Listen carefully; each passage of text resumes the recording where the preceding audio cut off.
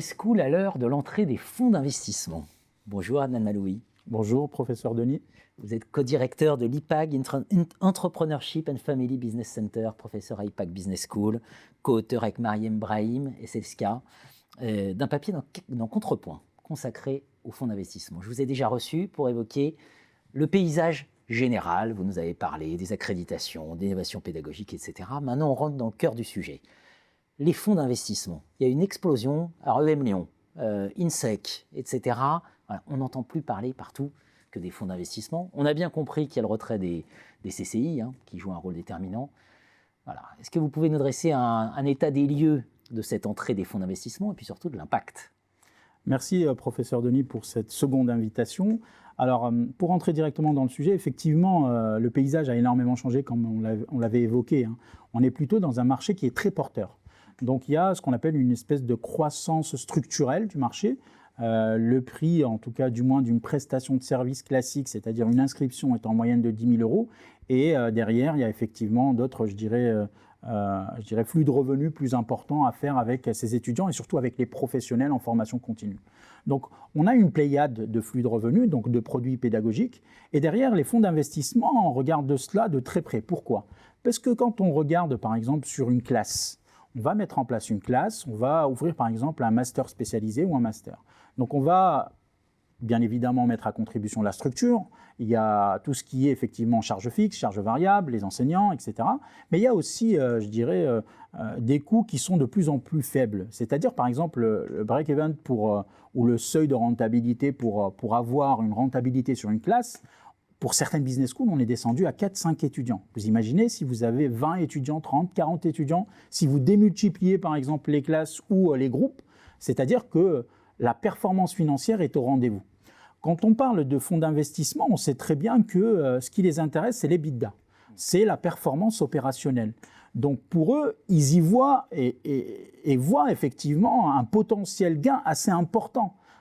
Les business schools sont devenus aujourd'hui un des secteurs les plus porteurs sur le marché. Donc derrière, qu'est-ce qui va se passer ? Les fonds d'investissement vont aller traquer les business schools. Donc comment ça se passe concrètement, une tractation, un mariage avec une business school entre un fonds de private equity et une business school ? C'est très simple, on commence par regarder les chiffres, on se renseigne, on regarde les bilans, on va faire appel à des cabinets spécialisés en stratégie, BCG, McKinsey, Roland Berger et d'autres indépendants. On va faire appel à des consultants et on va essayer de débroussailler, grosso modo, la capacité de la business school à performer financièrement. Attention, on parle bien de performance financière et exclusivement. On ne parle pas de performance pédagogique. On est dans le monde de la finance, donc 1 euro c'est 1 euro, donc 1 euro doit ramener au bas mot 6-7 euros.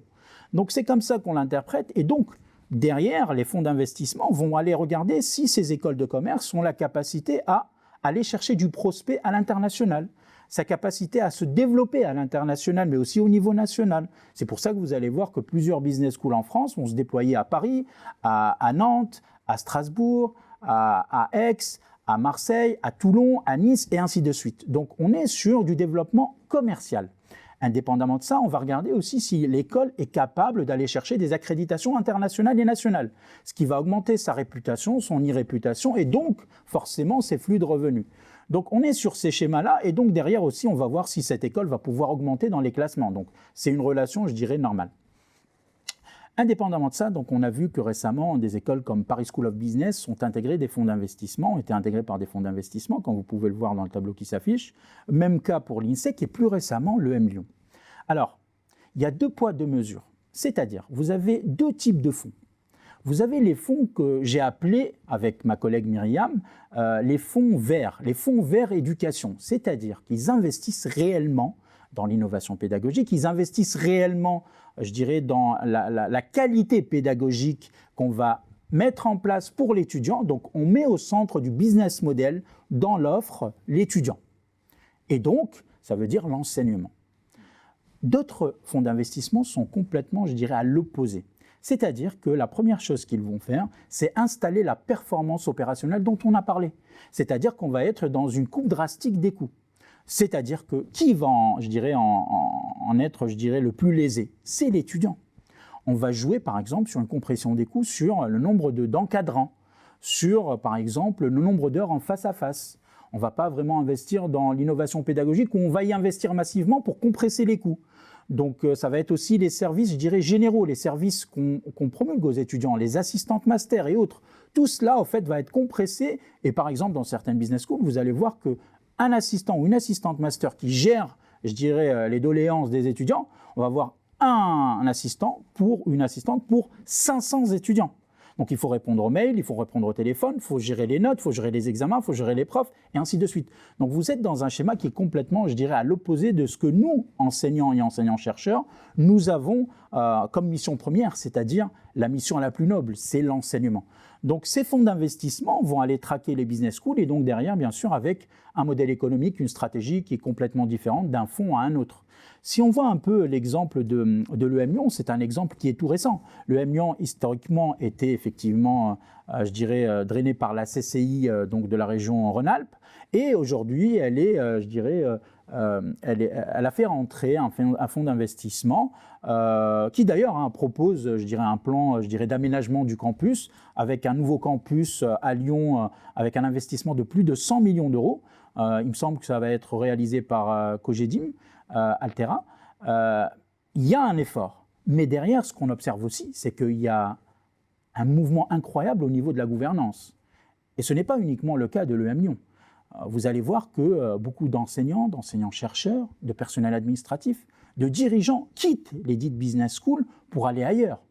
Et la question qui se pose, pourquoi en fait elles quittent ces business schools? Donc forcément, il y a quelque chose qui s'y passe. Est-ce que la performance opérationnelle va prendre le pas sur la qualité des enseignements, mais aussi sur la qualité de la recherche qui est établie dans ces structures-là? Ou potentiellement, vous allez avoir des fonds qui vont pousser l'ensemble vers la performance et potentiellement, je dirais, la qualité suprême de l'enseignement et de la recherche. C'est la question que j'allais vous poser. La recherche, par définition, on l'associe au temps long. Là, les fonds, on est dans un horizon 5 à 7 ans. 5 à 7 ans, exactement. Les fonds ont vocation, vous savez, ils n'ont pas vocation à prendre des dividendes. Ils sont contre-fiches complètement. Ce qui les intéresse, c'est la rentabilité à 5-7 ans et donc leur sortie. Donc forcément, ce qu'ils vont essayer de faire, c'est d'essayer de valoriser l'école, la business school, au maximum. Donc valoriser l'école, c'est-à-dire réaliser le maximum de chiffre d'affaires, si on parle en langage profane, et bien sûr minimiser les charges fixes et les charges variables. Ça veut dire que dans ce schéma-là, si on parle de recherche, professeur Denis, et vous y connaissez beaucoup plus que moi en recherche, vous allez voir que vous voulez par exemple publier un papier de rang A, High Level, Academy of Management, peu importe les revues, Strategic Management Journal, etc. On est sur des schémas de travail pour les enseignants-chercheurs de 3 à 5 ans minimum. Entre les allers-retours, les corrections, les co-auteurs, les reviews, le nombre de tours, etc. Est-ce que vous pensez que les fonds d'investissement vont donner autant de temps pour avoir une performance à 5-7 ans pour un enseignant-chercheur pour sortir un rang A? Je pense qu'ils iront les acheter ailleurs, sinon. Vous avez répondu à la question. Merci beaucoup pour cet éclairage sur des évolutions en cours dont on n'a pas fini d'entendre parler. Tout à fait. Merci Adnan. Merci professeur Denis.